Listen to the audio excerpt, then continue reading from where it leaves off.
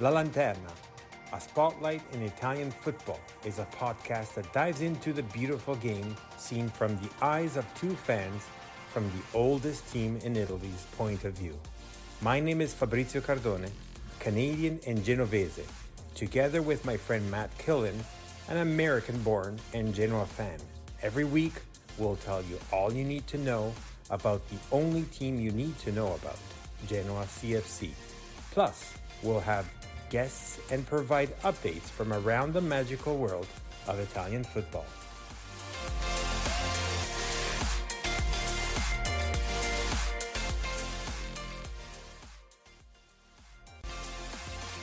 Benvenuti! Welcome to La Lanterna podcast. This is episode 80 with Fabrizio and my best buddy. Ciao, Fabrizio. It's Matt. I cannot believe we are at 80 episodes. I never thought when we started this we would be getting into this many episodes. Can you believe this? Unbelievable. You think it's unbelievable? Our minds are blown. We started as a joke, almost. Yeah, pretty much, to be honest with you.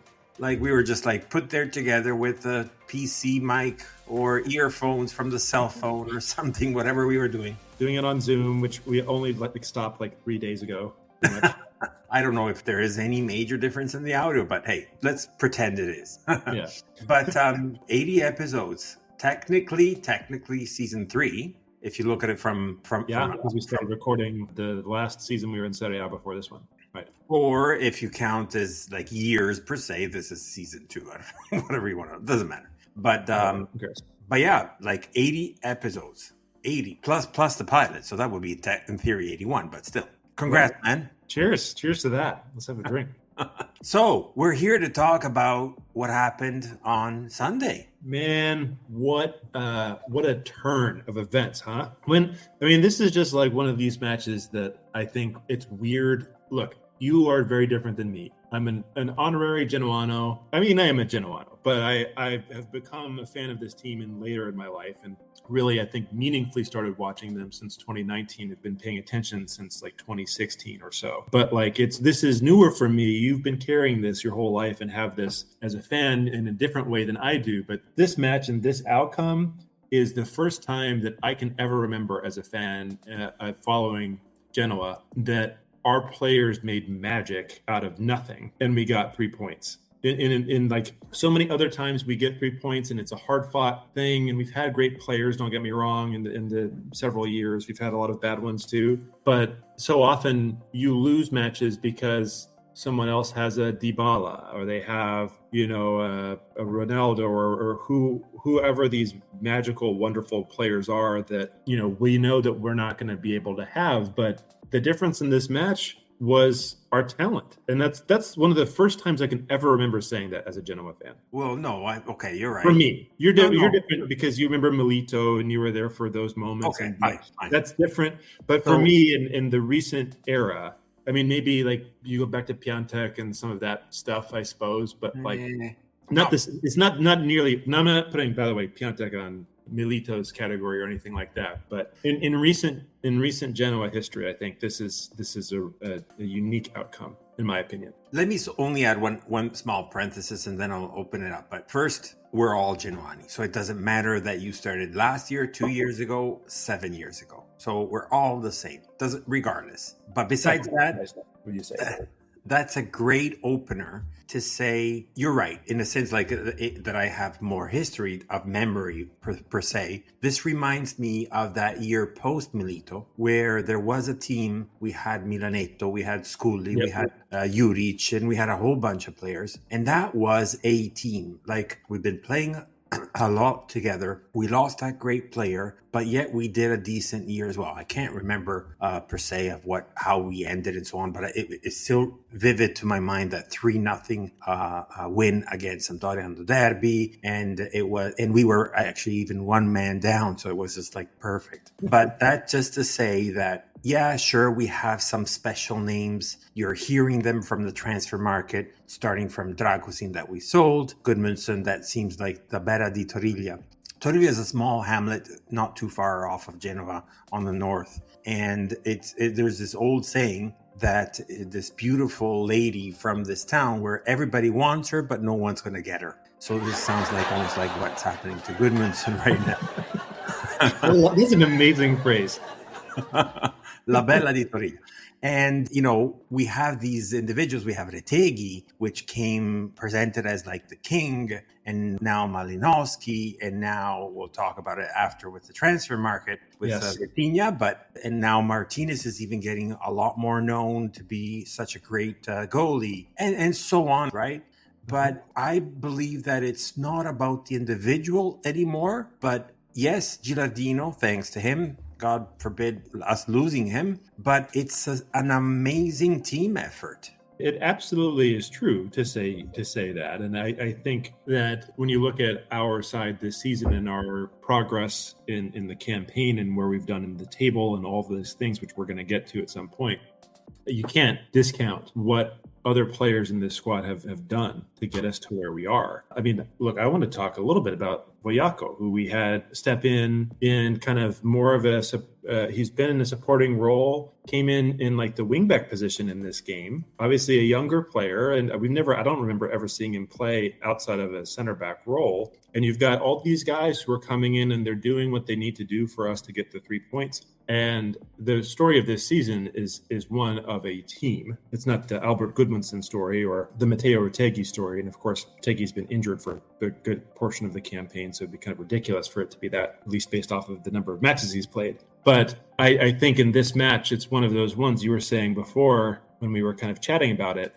started the first half of this match versus what we made happen in the last, like, whatever it was, 20 minutes or so, night and day. And for me, while the campaign and Gilardino's work and the squad top to bottom, there are many things for Genoani like us to be excited about. I think this match, the difference and the reason why we come away with the points against Lecce, we had some fantastic clinical finishing. And also, I think we do need to talk about some of the tactical adjustments that Gilardino made in order to bring about those moments of magic in the second half. Let's backtrack to say the match is played in Genova last Sunday. We were playing Genoa Lecce. So Genoa Lecce is essentially almost like what everybody was always claiming for the fact of these are the more comparable or able to face them without too much fear, even though, having said this, I'm going to take that back immediately because we've shown that we have no fear to play against even the quote-unquote big ones. We have to get rid of the stigma about them being the big ones. Enough already. Anyways, jokes on the side. So we did start the match. So the first half was actually pretty bad. We were missing two key players in the center, and of proper better players or good players or tactical reasons, let's quickly look at our lineup. So the two players that we talked about, we already knew about, talking about from last episode because they were already cautioned. So they had an extra yellow card, which brought the ban for this match. And these were Frendrup and Badel. So we are still following the 3-5-2 model that Gilardino has adopted, and it's working very well. So left to right, we have Vasquez, Bani, and Voyako in the back. And then we have, in the midfield, we have Spence, Strootman, Malinowski, Thorsby, and De Winter to the right. So De Winter returns, and we also had on the bench a lot more players compared to the match against Salernitana. So that gave us a little bit more of a better breather. We still have some Primavera players, of course, but we had Sabelli back. We had the newcomer Cittadini. Then we have Maturro, the new Bohemian as well, and a Cuban as all the Primavera. So as you see, it's very tight. Anyways, going forward to that, so the news in the midfield was Malinowski in the middle and Thorsby to replace Frendrup. And in the front, obviously, we had Goodmanson and Retegui. So what happened in the first half? Nothing for our perspective. I mean, we saw, obviously, Lecce get the goal about 31 minutes or so into the match and what's going on there. But I think, like, you could see, as you mentioned, this was a weird one. We were talking about this before the match began. remembering our travails against Lecce. And look, I think hearing you give the preamble for the match or the kind of background for it is kind of interesting, because certainly at the beginning of the season, that's true. But also remember, or before the season, I should say, but remember in the especially the first several weeks of the season, Lecce were really punching above their weight, and they were constantly getting results. They were getting results against bigger teams. They were sitting in the top half of the table, or even closer to the top, almost the European positions to begin with at the start of the campaign, and they've fallen off a bit since then. And so, it was one that I think, at least from my vantage point, it came while you're exactly right. If it's not Lecce, who are you going to expect to get points against? I don't mean that as disrespectful, but it just is, it's different than saying you're playing Milan, But we knew that they had something, and the last time we played them, of course, we also had that strange match. We get a red card early on in the match. It totally changes the complexity of the game. We end up losing 1-0. At the very tail end. At the very end of the match, right, as had been often the story where we have players who are gassed, and especially in that case because we're down a player. Anyway, we're looking at this one, and it's at home, so that's a good thing. We've got that going on, but we're missing two of our more critical midfield players. I think in the first half, you kind of saw that absence. It seemed like there was something that needed to be changed. And unfortunately, Lecce were able to take advantage, and they ended it into the halftime with a 1-0 advantage. Let me add one thing to that. D'Aversa, we kind of know him from the old Sampdoria days. He's very well not liked, obviously.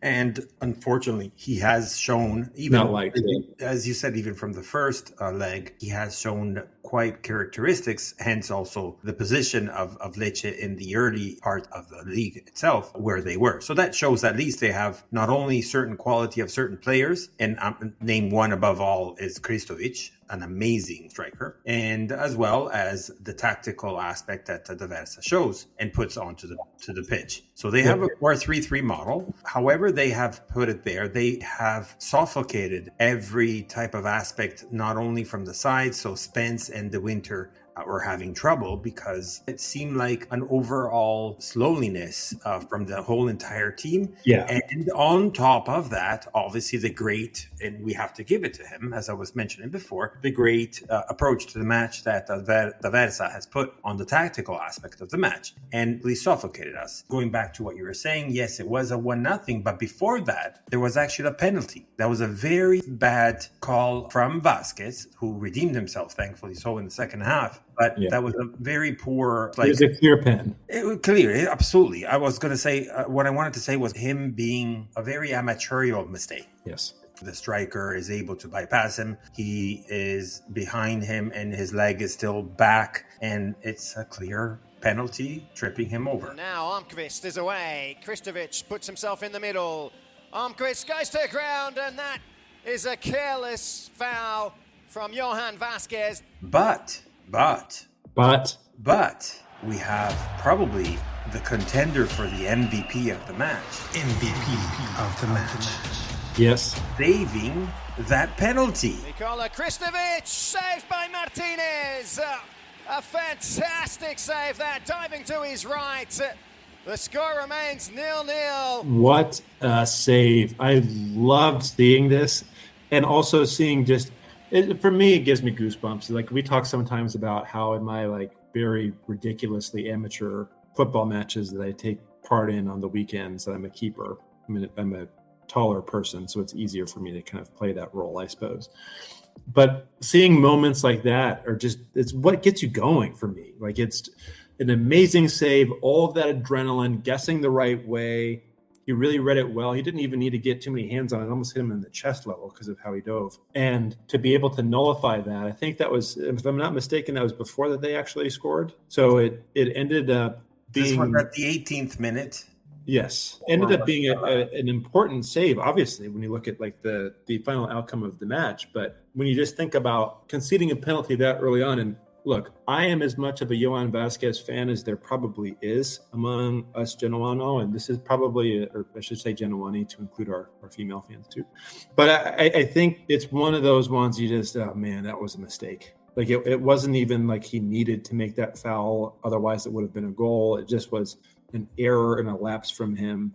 Again, I'm a big Vasquez stan. I believe he's a wonderful asset. I hope we keep hold of him. My nationality be damned of being a USA supporter. and him being playing for Mexico. He's one of our better defenders, and there's absolutely zero question about that in my mind, but it was a mistake. And it was one that could have been really costly, and it was a fantastic save from Martinez. I was surprised to hear, but I guess this sort of makes sense because it's not been a huge sample size. This is his first penalty save, I think in Serie A, at least. He might have had one in Serie B. I don't remember last season.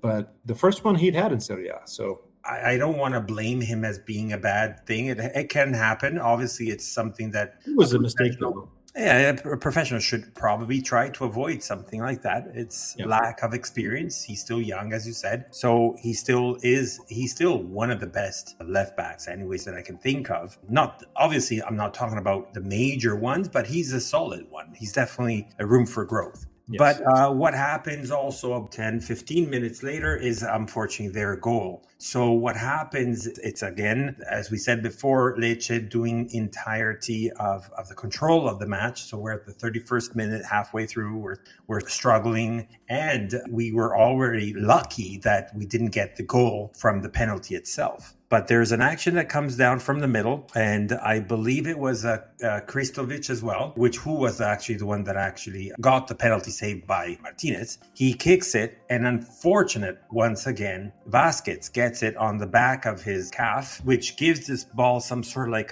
we say in Italian, impennata. So it kind of goes very high, like almost like a dome shape, to go all the way down in that angle that Martinez is unable to catch. It's a hard one. It's a hard one to save. I think it's something that it was reflective of the first half in general. I think we had we had our own chances. Retegui had some opportunities early on. It's not like we were completely like listless in the match, but I think it's fair to say that like Lecce probably deserved that lead at that point of the match. And I don't think, for me, I don't look at that as like an error or anything that was difficult that we should have not conceded. At the end of the first half, I can't remember now specifically, I don't have the breakdown for the statistics from the first versus the second half, but if I'm not mistaken from memory, if it serves me well, the first half ended shots on target. So that's the one that I always look at the most. 5 shots on target for Lecce versus 3 of ours. So you're right that we did have a couple of chances, but nothing major that intimidated that much their goalie, and who is, again, another good goalie for Serie A anyways. But going back to our match, so it was 1-0 with other chances that were in the ball. So this comment that I wanted to say is, if we had ended the first half 2-0, it would have been okay, because the match was looking like it would have made sense.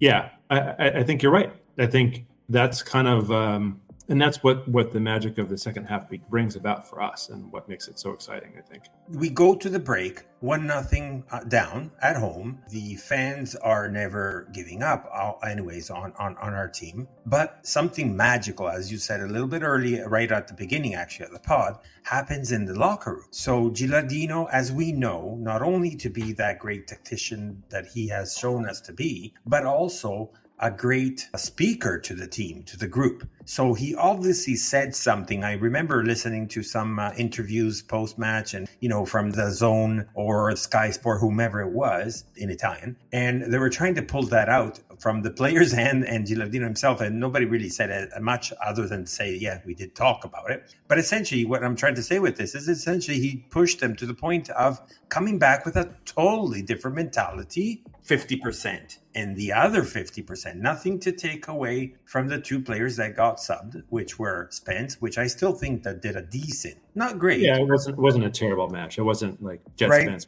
at fault. Yeah.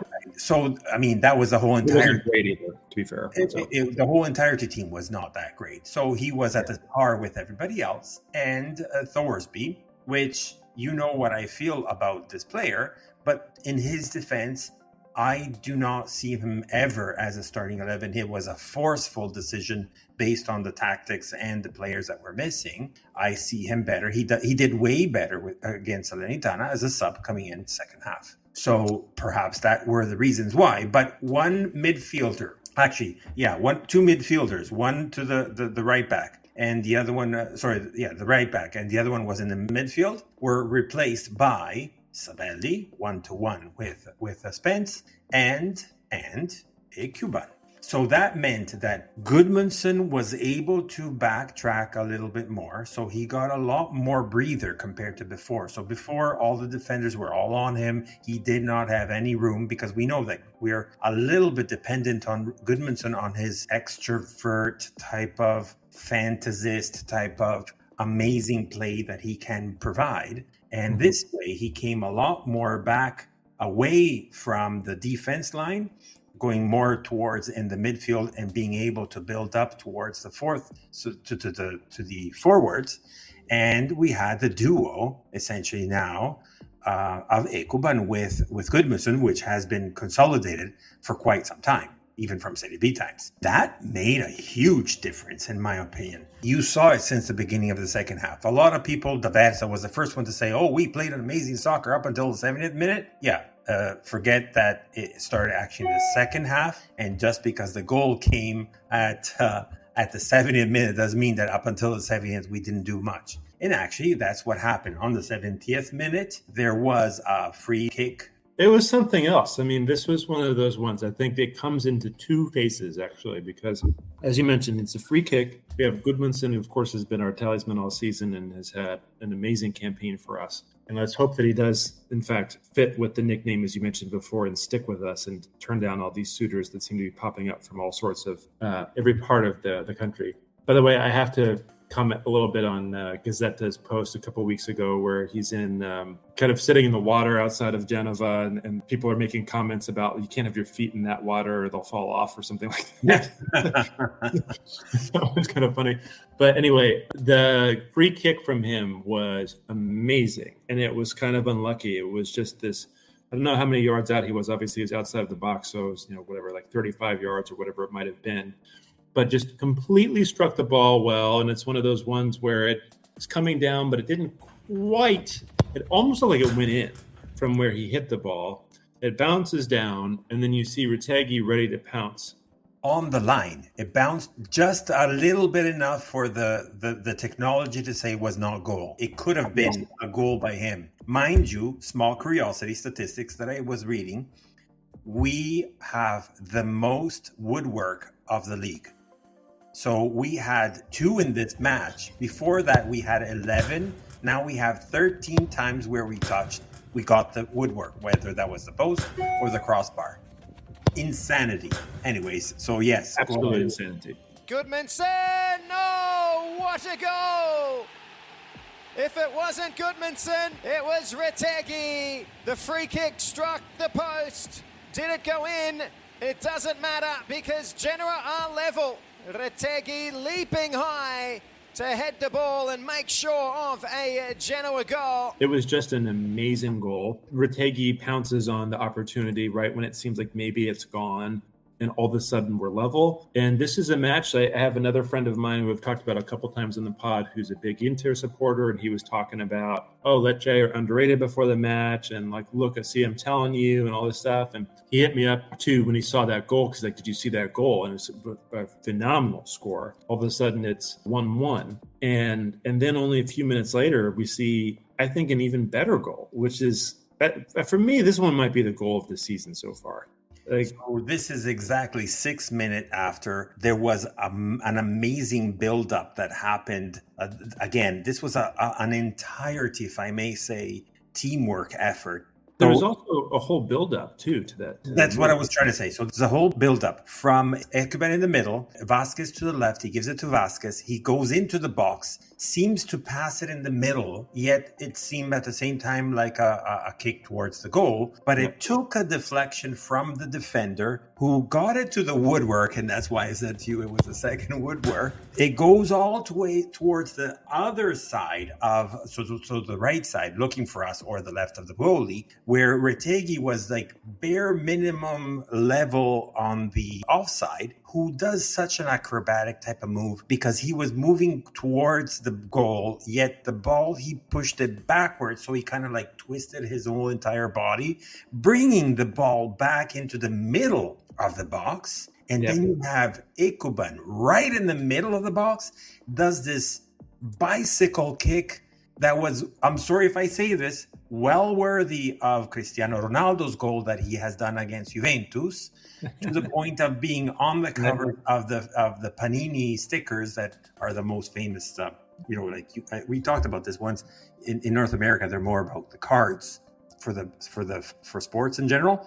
In Italy, it's stickers, and you have albums where you put the stickers attached to it. But and Panini is the major manufacturer, not the But he does this beautiful kick in midair, and I was listening to his interview at the end. He's like, "Oh, I don't know, it was too low for me to kick it with the head, so I just prepared myself." And listening always to the words of wisdom from Gilardino, and I just got calibrated well in order to kick it. I didn't even know where it went, because at that point I was all on the grass and swan. and then I ran so happy, went to the bench and said, "Did you see, coach? I did it. I did almost like one of yours goals," right? and Gilardino said, "Well, maybe far close enough." And anyways, it was a joke between themselves, but it was fantastic. Malinowski, Goodmanson. Quick feet here for Genoa. Now Vasquez on his left, deflection off the crossbar, and then Ekuban, a spectacular goal. 2-1 Genoa, they've overturned the deficit. You're right. This was an amazing goal. I would actually say that it's so far, match day 21, the best goal of the league. Of the campaign. I mean, you could make an argument for it. And the reason why I think you can is because, like, when you look at all of the different elements of this goal, I mean, obviously we talked about the end. And by the way, like, how much fun is it to see Ekuban having fun out there on the pitch? Like, it was a really difficult season for him, I think, for most of Serie B. I remember even in the dying moments of the last Serie A campaign under Blessing, when we ended up going down, and I was there, and when we were playing Bologna, and there was moments where he wasn't really technically that sharp, and you hear whistles from the crowd and things like that. And I think that, like, seeing him really become what we were hoping that he would be over these last several weeks, I think some fans were really I don't want to say people were not in their own right to feel frustrated by his output, because I think there were times where it did seem like he was just kind of lacking something. But these past few weeks, we're just seeing these wonder goals from him and these crazy moments. And it's wonderful to see that happen and to see the players react to it. And obviously the fans are excited about it, to hear the banter with him and the coach. But to go back to your point about this being one of the best goals, I think what really made this so exciting is there was so much interplay and build-up to that goal. And you think about, like, the 1-2s and the layoffs and all these things that are happening. And if I remember correctly, I think actually, was it Vasquez who had the initial shot that came in low? So it was just like this great movement between the team. We have one of our defensive players, and by the way, this is partially why I think Vasquez is so great for us, is because usually he is very sound defensively, and then you do see him play these almost like attacking roles as well. He has this really difficult to deal with shot that all you can do as a keeper is kind of push it out of the way. Retegui manages to control it really well, and he lays off a really good assist. Ekuban has everything to do to make this a goal because of where it comes in. It's like at his hip level, and he has to jump and to hit it diagonally. Like, what's that Japanese cartoon? What's it called? You know what I'm talking about, where he kicks the ball, goes in or something. Yeah, but you know what I'm talking about. It's like that type of a goal, and he gets his foot on it, and all of a sudden in this match where we started the first half thinking, what the hell's going on? We're going to be down another 3 points. To your point, regardless of whether or not you think Lecce are a side that you need to get 3 points on or not, the reality is of this Serie A campaign, you look over your shoulder and it's a couple of losses and you're close towards the relegation battle again. And you need 3 points however you can get them. And all of a sudden, in the span of a few minutes, it seems like we've secured ourselves a win. And of course, that's what we ended up doing. So I thought it was just incredible. And I understand your point earlier about it not just being a moment of magic from Ekuban and Retegui or Goodmanson, if you want to put them in that category. These goals, at least the second one in particular, this was a team effort that led to a really fantastic individual moment that gave us the victory and gave us those 3 points, which are, of course, essential for us. The manga cartoon you were referring to is called Captain Tsubasa. Thank you. I'm actually confusing it. Not confusing. We have we had a different title in Italian, which were, I don't know if they were the same names in English, but of the two protagonists, I think one is the goalie and one is the forward or something. So it's Holly and Benji in Italian. Simple as that. But no, the build-up is phenomenal. The amazing thing is also to see, as I mentioned to you before, the commentary that were between Ekuban and Gilardino. But also, you saw the happiness of the entirety of the team when they all went towards him and celebrating him, even furthermore than the save of Martinez. Martinez included, more happy of Ekuban's goal than him saving it. Yeah, I think that's, again, is what makes this so cool, is that what we have and what we're watching right now is there's a team that is really motivated to get everything that they can out of each other. And you see how much it means to each of them when they watch each other succeed. And it's just, it's a great, great thing. I think we talked a lot last season about, Blessing may have had some limitations from a tactical perspective, at least when it came to our side. He's doing a pretty damn good job at Union Saint-Gilloise in Belgium right now. But you saw the togetherness, which I think was another thing that in some of the latter seasons of we won't mention his name, our former owner, there was just too much change. There was too much things happening. And, when results don't go your way, all of a sudden people get disillusioned. And we've got these guys, some of whom are on, maybe different salary wages and things. And, it just didn't seem like a togetherness in the same way. And when you see this type of a thing, it's really special. And it's so wonderful, I think, that this goal happens at home in front of the home fans, and you have all of that happening at the same time in Genova, where it should be happening at the Marassi. Just an amazing, amazing goal, amazing moment, and a really critical. It will continue to always be 3 precious points. Doesn't matter where we are on the table. That's what it is. And how important it was when you look at the table right now and you think about where we are. Backtracking 1 second with the Ekuban thing, you and I were supporters of Ekuban from the beginning. I know that you started to wander off towards the other side that was more against him and so on. Not fully, but you were going towards there. I was, though. You're right. That's fair. I was. But we were always thinking that we knew that he had the talent. We knew he had the physical aspect to it. Maybe not the super technical actually aspect, but definitely if you remember from the early days, even from Serie B, we were always saying, and this is what he always brings to the match, especially when he comes in to play from the second half or whatnot. But he brings in that freshness and he opens up all the match, the game, and he brings up all the strikers to bring them to score. So he's not your typical striker. In fact, he's not born to be a striker. He's born more to be a winger. And we know that they don't necessarily score. Obviously, we were expecting him to score. In fact, a lot of people are, he's a striker, therefore we are either for or against. The for, there were not obviously a lot of us in that group of.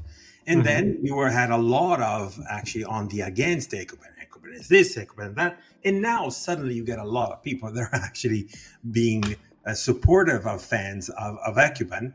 And I saw this meme, it was fantastic, where you get the group of I've supported Ekuban since the beginning. And then you get, now because Ekuban does this amazing goal, and now I'm supportive of him too. Oh yeah? And here, this is what we do to you. And then you kick them off a cliff or something like that. Let me tell you something. All right. Let me tell you something. No, it's the togetherness, the team. And actually, if you think about it, it's this continuum that is happening. So we're having a whole bunch of players that are still coming, that were still stayed in Serie B, still are with us since Serie B. And that when you are continuously playing and with this amazing atmosphere in the locker room and so on, it only makes it simpler, going to your point of the fact of the older former owner, which was selling left, right, and center every session, so summer and winter as well, to basically rebuild the team from the beginning. So what happens also, if you look at it from a mentality perspective, I'm here only just to make myself being seen and go to a bigger team.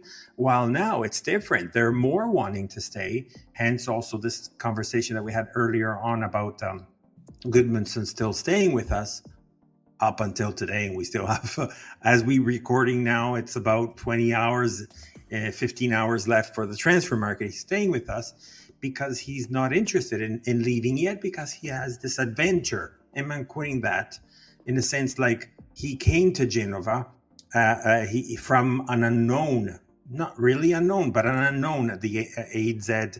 No, I think it's very true that he came unknown. I don't think there are very many people that were really watching the Dutch league and saying Goodmanson is going to be the player of the future.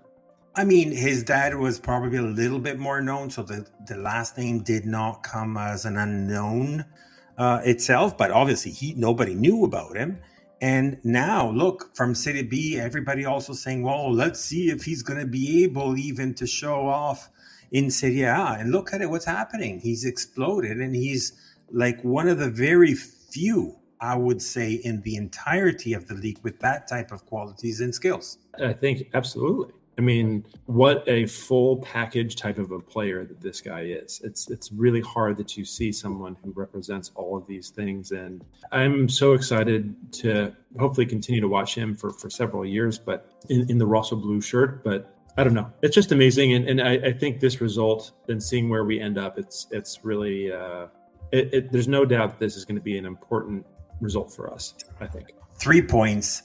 Definitely fought for since the beginning. No, not necessarily the beginning, but definitely it was something that the team wanted so dearly and hardly. We got those 3 points, which we've got. I'm not going to say robbed, because that Lecce did not was not undeserved to win in the first leg necessarily, but obviously that last second goal was not fair in a sense, right? So the fact of gaining back our 3 points felt a lot better in a way. So where does that bring us and lead us to the actual table? Well, where we're sitting right now, it's maybe somewhat flattering for us, given that we've played several matches. We talked to our last episode about the teams that played in cup competitions over in Saudi Arabia, I think, and so therefore have not played the full set of match weeks. So we've completed it through match week 22. There are several teams that have only played through 21 match weeks, but we're sitting at the moment at 11th place on 28 points through 22 matches, which is above expectation when you consider our target of 40 points from 38 matches. We are 12 points. Yeah, 12 points to that magic number. And we've got 16 matches to go. So 4 wins and 16 for us to get there, which I think is got to be an exciting thing for all of us that follow this club. We were only 3 points away off of Torino and 4 points off of Napoli, another 5 off of Bologna, and another 6 off of Fiorentina and Lazio, who are sitting in the last, Fiorentina anyway, in the last European position. The major caveat with all of those statistics is that every team above us from the 6th position all the way down to the 10th have a game in hand. And so we're expecting those numbers probably are going to go up by 1 to 3 points, depending on how those teams perform. But the fact being that right now we are 6 points out from Europe in the Conference League, and we're 10 points free of Cagliari sitting on 18th in the final, or the most highest up relegation spot. And so that's kind of where you want to start trending towards. There was a moment where we were kind of equally close to relegation and to at least the top 10 or something along those lines. And now it's a big thing. Leapfrog Lecce in the result. They're down to 14th on 21 points when you look at the kind of after us in the table. So Genoa, again, 11th position, -2 goal differential, which hopefully we'll continue to chip away at. It's really encouraging, by the way, that we're moving that in towards the positive. 28 points from those 22 matches. Monza sitting level with us on 28 points. But again, as mentioned before, their goal differential is a little bit worse. They're -7. You have Frosinone now, who are in 13th position. And there's already, this is what's kind of amazing. You start to see a gap already with the latter half of the table. And we were talking earlier about how you look at the top end and you look at Inter and Juve. Again, Juve did not play in this Saudi Arabian Cup. I'm going to keep calling that. I know that's not what it was about. But they're sitting second on 53 points. Inter are first on 54 points, but with a match in hand. But you look at third place in Milan, who are still in the Champions League spot. They're 7 points off from Juve. And then you kind of go down. Atalanta are 10 points off from Milan. So there's on fourth position, looking at 36 points versus Milan's 46 points, and are completely adrift of any sort of winning position between Inter and Juve, who are almost 20 points clear of where they are. So there's like a really weird set of stratification happening in Serie A, where the title is pretty much Inter's to lose, with Juve right there if they drop points. You've got Milan pretty much nailed on for third position, and probably they may as well just fold up the season. Nothing else is going to happen for them unless they just completely fall apart. You've got then more of an interesting battle for the final Champions League position and the other two European positions. Atalanta sitting at fourth with 36, also with a game in hand, though, so they could kind of maybe bump up a little bit closer towards the Milan total. Roma are sitting fifth on 35, and then we talked about Fiorentina, Lazio, etc. From fourth position down to 10th, there's only a 5-point difference. And if you want to say from fourth position down to 11th and include us in that conversation, it's only an 8-point difference, even though, again, most of these teams have a game on us. So there's a lot of kind of battles for those last European places that are happening for staying in the Champions League positions. There's going to be some interesting kind of end of season storylines there. But if you look for us, so it's us and Monza on 28, 11 and 12, right below us on 13th position. So we just talked about how there's between the gap is, again, it shows up again, like between Atalanta and Torino, that's fourth place down to 10th place, 5 points. From Genoa at 11th to Frosinone at 13th, 5 points. There's a big gap and a big difference with where Frosinone are. And you look at Lecce, and they're even farther down the table with 21 on the 14th position. You look continually going down. Sassuolo actually participated in this magical Saudi Arabian Cup with, I presume, Sampdoria were somehow sponsoring it with their camels and all the other things that are going on. So they have a game in hand. They may be able to get into 15th or 14th, but who gives a shit? So they're 15th position with 19 points. Verona sitting in kind of perilously dangerous position. And I think when you look at like this part of the table, I would put Lecce in this conversation now. This is probably actually, I know we met with some of the Lecce fans from the UK before a match last time, and I empathize with them. I don't wish badly for Lecce. I have no reason to. But they're kind of in a tough place right now because they're sitting 14th. They're on 21 points. Sassuolo are right behind them with a game in hand on 19. And then you look at the three teams under Sassuolo, all of them are sitting on 18 points with 22 matches played. Verona, Udinese, Cagliari. And the only difference between promotion and relegation for those three teams is their goal differential. The last two positions, Empoli are playing this weekend, 19, 17 points, and Salernitana, fortunately, still rooted at the bottom, only 2 points from those 22 matches. Well, not to mention, we have also Empoli, as you were saying, anyways, just to add to that, was Empoli sitting at the second last, so 19th spot, just 1 point. So you could technically even feel that they are within that same group, if you want to even include Sassuolo. Yeah. And I would say, if you look at Lecce downwards, Lecce are probably the better side among everybody that is below them. I think that there's no question about that. But you have to wonder, like, once you get dragged into the mud a little bit, like, do you start to have some of that? Does that kind of change? And it's just really interesting to see where this is. And it's all that much more important that we're getting results and we continue to. And then we're looking towards this weekend's match, as you just rightly pointed out. Empoli are sitting on 19th, but they're kind of 19th in terms of current state only. They're not, I don't think, I mean, we've talked about this earlier in the season and we played them earlier. Obviously, we actually didn't get a result from them that we wanted to earlier in the year. I think for us, this is a match that we've got to get points from again, and this is a team that is capable of doing something here. They're not that far out of the woods. This isn't a walkover match from Empoli's perspective, from our perspective against Empoli. And you're right to say that right now they're there, but a win or a draw, that might change the equation for them respective to where they would look in the next few weeks. Let's hold off on Empoli, as we're going to talk about them very shortly as it's our next opponent. Let's quickly dip into the transfer market. So, hot topic for everyone right now. People going crazy, people talking shit. Excuse me if I say that once again. But all these journalists wannabes are all talking. And the last one, just to include that, was Goodmanson seemed, again, I'm using this seemed very lightly quotes and making fun of it almost from the Fiorentina side. So in Florence, they had Goodmanson already in Florence, mind you, because they had talked to him where anyone in Genoa hasn't, saying that he wanted to go to Fiorentina. So he had already reached a deal with Fiorentina.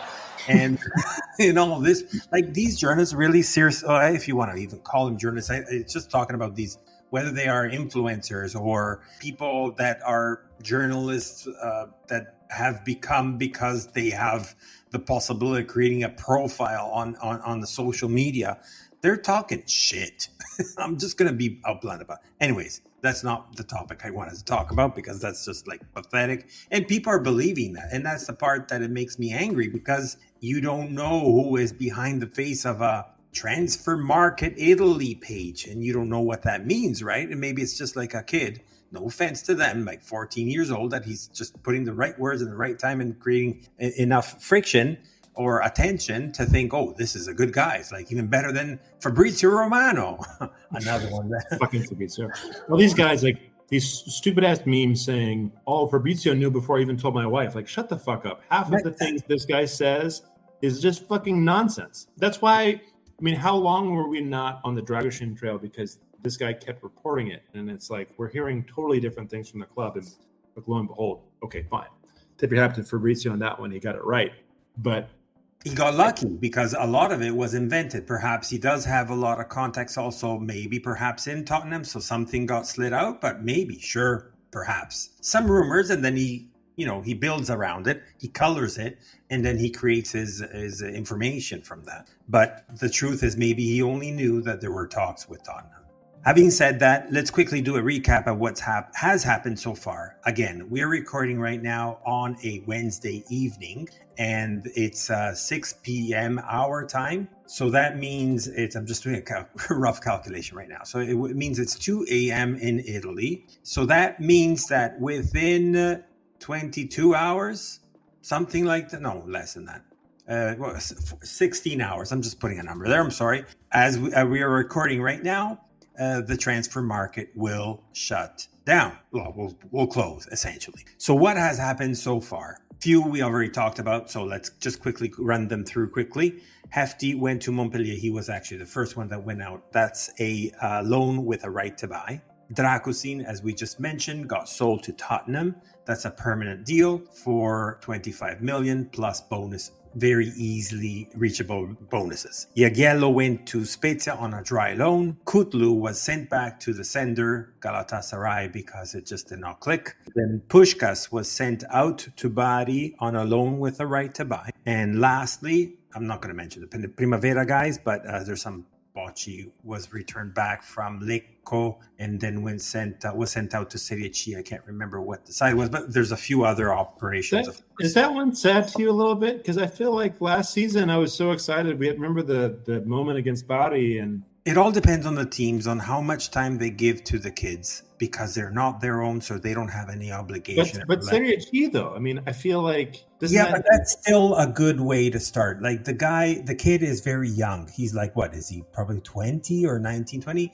As long as he does like the proper process, the proper build up, Serie C does not mean that you can get great. Like, look at what was his name? Lapadula. He was known because of Serie C. True. I mean, he's not that great of a player, but there's a limit to this. I mean, you talked to some. I thought this was hilarious. Petagna was another one that was fished back from Serie C. Again, not a great player, but still. Hey, look, my wife and I were weirdly enough honeymooning in Peru a couple of years ago, and it was during some sort of international competition there. I can't remember what it was. Lapadula started every match for Peru. So maybe, I don't know if that's good or bad. It wasn't exactly lighting it on fire for us when he played for us, and we always kind of joked about that. But he was actually one of the guys I remember from the earlier days for me following Genoa. Was Lapadula seemed to always be in the starting 11 for us back then. But to close the outbound, so we had Galdames, which freed up our non-European passport player, was sent off for 800,000 euros to Vasco da Gama. Yeah. So that opens up the list, which started with only One, when it came to what we got out of Dragusin, to a possible couple of others from to the three areas that we were mostly focusing on, which was defense, midfield, and one for striker, to a list of, I can't even count them right now. But let's first talk about a couple ones that are going to be seen under the radar, but I think they're very, very important. So the first one, Messias, I know that they carried out the obligation to buy because he met those parameters of the contract of the obligation to buy. And secondly, but just happened today, announced by the club, also Malinowski, which was only a right to buy, had an operation there happening with Olympique Marseille, and we actually carried out our right to buy. So he's officially now a player of Genoa CFC. Fantastic, super. I think that's wonderful. Both of those instances, I know that, like, we're going to talk a little bit about Messias and say, well, you know, he's not played, or his legs are made of glass, or whatever it is. But, like, I don't know, man. I think that's, again, how used to are we of these, like, sorry, I'm just jumping in here. Interesting how you say feet made out of glass, and we in Italian we would say paper mache. Yeah. But it's a similar analogy. Go on. Sorry. No, paper. That I like that better, actually. I didn't realize that was like something that was outside of, like, North America, that people use paper mache. That was always like when we were in school, like in primary school. We don't say primary school in the U.S. We say elementary school. But that was always something that we would do when we would have, like, a class that we build a paper mache, like, globe or something. It's huge in Italy anyways, or Austria. Is it really? Well, yeah, also in Mexico and France, because all the floats of the carnivals are made Oh, shit. You're right. Yeah, I can't say this from an Italy perspective, but we were in Spain when they had a big, like, parade for some of their bullfighters and, like, this regional thing in Ronda, and everything seemed like it was paper mache. Yeah. So, okay. So well, Malinowski is a float, basically. Worst case, you can put him in a parade down Genova. We'll have but we were talking about Messias. But it's good that we have both of these guys, because how many times have we been talking about, what's going to happen? It's a lone player. We have to replace him in 6 months. What's going on? Look, I understand. 777 took over more than it's not been 2 years yet. Has it been 2 years? Yeah. What the fuck? It's been 2 years since they took over? Yeah. Officially, yes, because the announcement was back in November, but then it actually officially happened in January. January of 2022 is when they first took over. Yes, because then as soon as they took over, then they were able to go into the transfer market, and we got all these jewels that are now on the mouth of everybody, from Goodmanson to Frandrup and so on, right? You just totally, like, rocked my world with that. Like, that was 2 years ago. I should know that, because that's about as long as we've been podcasting, but that's crazy to me. But well, anyway, look how far we have come, though. I'm still, again, like we talked about at the beginning of the pod, I came into this later in my life. I was so used to that back and forth. We're not going to have these guys, like, we're buying some fucking Sassuolo leftover or something, or helping. Like, what the fuck type of a thing was that, by the way? Like, we're getting all these, that's its own conversation about the Sassuolo players. But now we have these players who have quality, who are our players. And regardless of what's going on, like, these are guys that are Genoa players. Like, if we find a way to be successful, if these guys shine, we have an opportunity to sell them. But at the very least, we know that when the next season rolls around, contracts pending maybe, like, these guys are going to be wearing our colors again. And what an amazing thing. Malinowski especially, obviously, is going to be the thing that's more exciting for fans, because he's been much more active this season. But I think Messias is surprisingly interesting, because we've really not seen his value yet. And I'm glad that the club has recognized that, because we're not going to be taking chances with him, even in maybe his state or his relatively older age. We're going to see that stuff work back for us, I think, over time, which is great. Well, we've already seen with that genius mind of Gilardino, how he has put him in areas of the pitch. Yes. We've never seen him, yet he's delivering amazingly back. And when he is there without his paper mache feet, he is essentially that fantastic player that we see saying, wow, I wish we had a gazillion amount of players like that. But no, so it's happy to see that that was an obligation to buy. I'm not at all disappointed for that. But to add to that was obviously now the Malinowski aspect. So going back to the list, obviously we had Spence. We mentioned a little bit about him earlier and in other pods as well. But he's proven to be a decent player so far. I still think that he will need his time to build up. Anyways, it's only match 2 that he's been playing with us. He has shown already quality there, and we are only hoping for him to do something more than that. Obviously, this is a loan with a right to buy, so we can see what will happen at the end of the season. It could be sent back or not. We don't have any obligation. Next one was one of the 3 players that I mentioned to you that we were looking into, which was the midfielder. Finally, the replacement for Badel when he's injured. So this is Bohinen with an aspect of the future. So we heard about him when we talked with Olindo from Salernitana. He had great potential, then he got kind of sidetracked because of other players that kind of replaced him.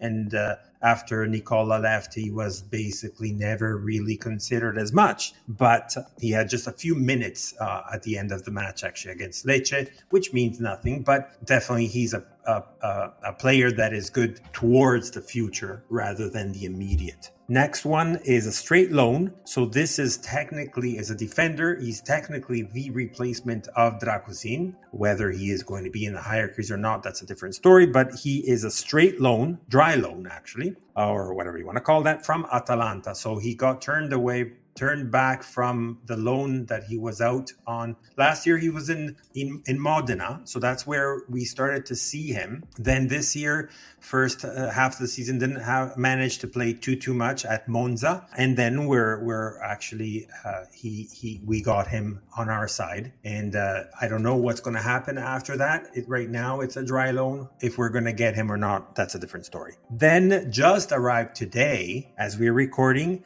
We knew about his arrival, but we talked about it in the last pause. So this is Ankeje coming from the Sheriff Tiraspol from Moldova. And that's another prospect for the future, 20-ish, 21 years old. He's a straight forward. He's a center forward, and looking forward also for his talent to be built up. These were also kind of words that also Gilardino has mentioned, for the fact of there are some players very young, but we have to be patient and be able to wait for them. Another one, this was a little bit of a surprise. So it's interesting to see how far in the future they're actually thinking about. And this is Stolz. So he comes from St. Polten, and he is a goalie, a young goalie. And this, again, looks like a good, interesting investment for the future. Maybe the post-Martinez, I don't know. Or maybe the next step for him will be, let's get rid of Leali, and he is the second, the goalie number 2. And last but not least, again, news of the last few days started all going around. Is that true? Is that true? Is that not true? Is that not true? Essentially, out of the deal with Malinowski, there were obviously some interesting talks with Marseille. It seems like there is this talent that they just purchased last year for 30 million from Benfica or Sporting Lisbona, sorry. So it's this Portuguese player called Vitinha that apparently had some quarrels with some of his peers or other players, so or the fans. I can't remember now specifically, but essentially he has kind of been put on the side because of something that has happened. And I guess they had this conversation with Genoa to revitalize him and not throw him outside of his potential. And I honestly never heard about him, but apparently he's quite well respected among the European base itself. It's exciting. And I think one of the things to consider with him too is, I'll be totally honest. I don't think I'm the only person that did this, which is why I'm saying this out loud. Not the same Vitinha who plays for PSG, who played for Wolves, different one, plays for Braga, then played for Marseille, and now is one of ours. So just in case Braga, not Sporting. I started with Benfica, then I went for Sporting, and it actually was Braga. Sorry. It's okay. I was the guy. I was like, oh yeah, look at this. I remember this guy. Like, holy shit, we're getting this. But yeah, news of today, pretty much that this guy's coming on, and I can't remember what it was. Like we talked to was it an episode ago or 2 episodes ago, we were kind of talking about Gilardino railing against what's happening with the transfer market. We have so many outgoings, what's going on. The good thing about this, I'll be totally honest with you, I have no fucking clue about these guys. I don't even know what St. Paulson was. That's a fucking team where they play in Austria or something. Like, who are these guys? I don't know. But we have these guys who are coming in. Sheriff Tiraspol, I only know them because I think they beat like Real Madrid one time in like a Champions League group stage match or something. Also, they have one of the best badges of all of like European football. It's like an actual sheriff badge. It's pretty fucking cool. But I can't claim that I know any of these guys really by name. I don't know what they do. I don't know what they offer. I will be completely honest in saying I had no fucking clue about any of the guys we got in 777's first set of arrangements, which included Goodmanson and Hefty and others, and Ekuban was part of that too, if I remember.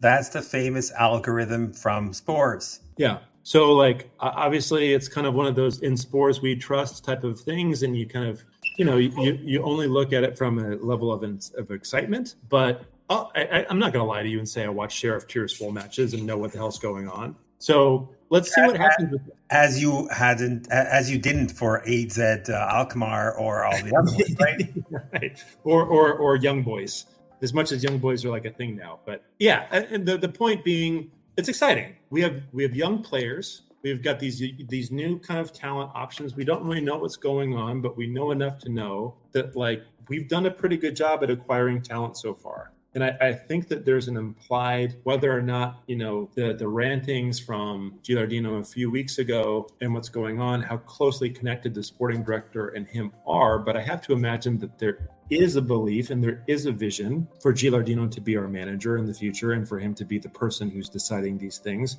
and a relationship between him and our sporting director, and therefore a plan to bring in players who fit the model that we play or that allow us to play in more of an open way based off of what Gilardino has in his strategy. So it seems like only more opportunity and excitement for us. And I think maybe we'll hopefully find out in the next few weeks whether or not, these players are worth their salt. But it's exciting nonetheless. There's no question about that. So let's go to the predictions now. So next match is against Empoli. What do you predict happening in the next match? Did I call it? Did I call a 2-1 victory against Lecce? I can't remember if I actually did that or not. I don't know. But Empoli, so let's look a little bit more towards this match. Let's be serious for a second with what we've got coming on with us. I think that you look at our matches, you look at kind of how things have gone.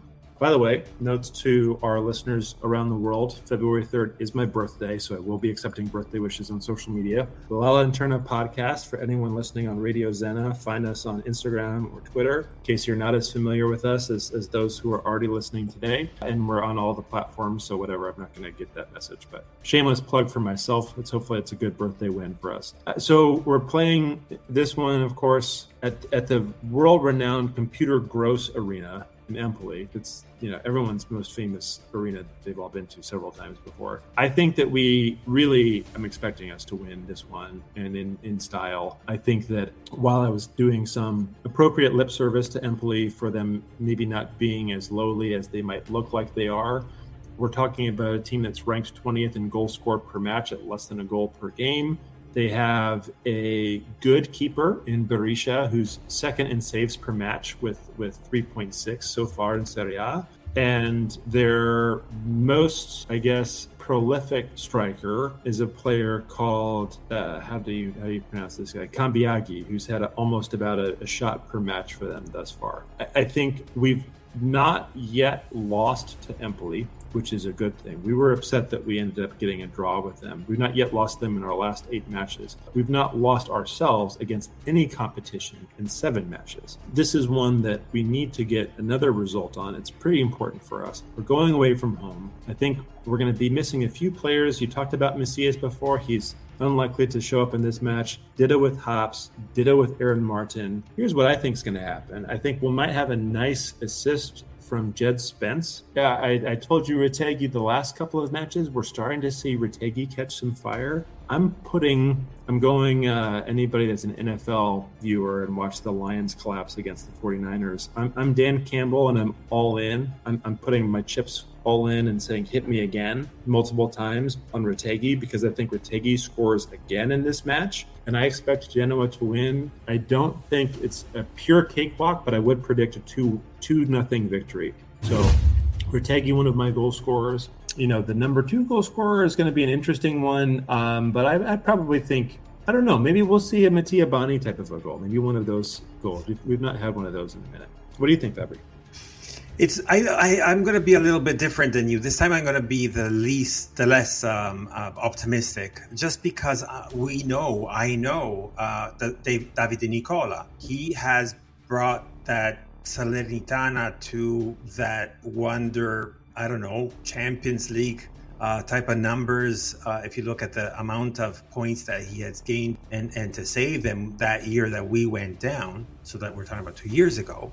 And I don't know, I'm fearful of him so far. So I think we have to reset everything that has happened before with another former coach. The former coaches for us under the Preziosi era was obviously something to be desired. But anyways, I think everything that we know about Empoli has to be scratched. So far under Davide Nicola, we have 4 points, winning 3-0 against Monza and tying at Torino at the Allianz Stadium against Juventus. So I guess it's something to be aware of and fearful or cautious about. Thinking about the first leg, which was not too long ago, if you think about it, because it was back in December, we did have, this was in Genoa, we did have early lead, if you remember, that was that curler from the outside of the box from Malinowski. And then about half an hour later, at the beginning of midway through the second half, we had this stupid error mistake around the 60th minute that brought it and ended to 1-1. So that was that streak, if you remember, of matches back in December where we were getting angry because we knew we could deserve more, but we were not showing up for it. But regardless, this was back in December. Now we're at the end of January, beginning of February. Total different story compared to where we were before. And I think it's going to happen also with the Empoli too, because they're going to try their best, especially now with Nicola, to have some sort of a comeback. They are at the edge.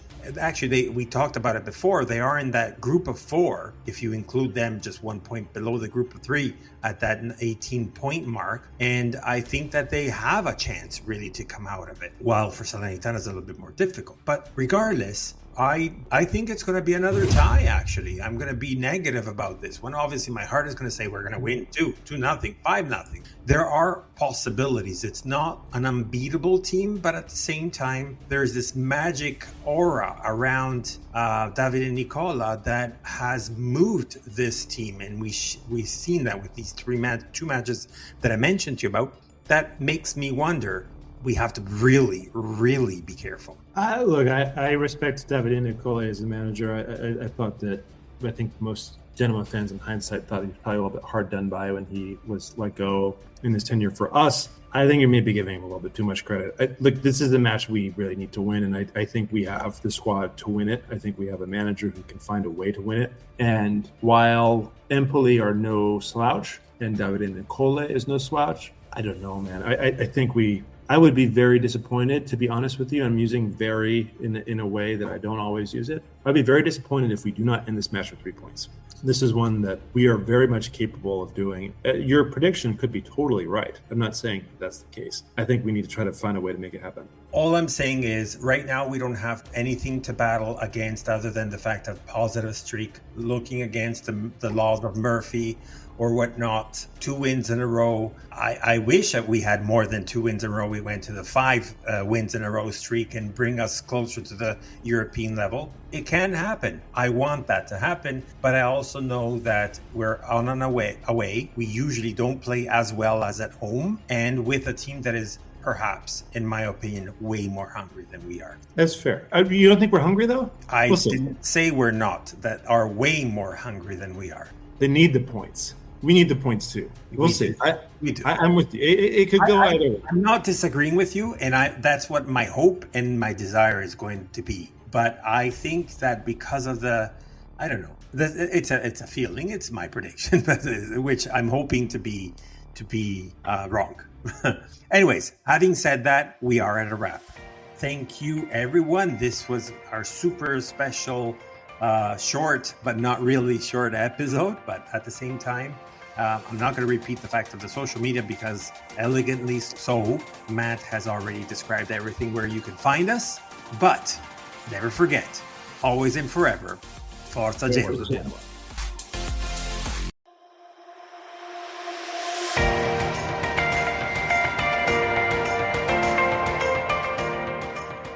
You've listened to La Lanterna, a spotlight on Italian football, a podcast powered by Genoani Si Resta. Thank you for listening and see you next week.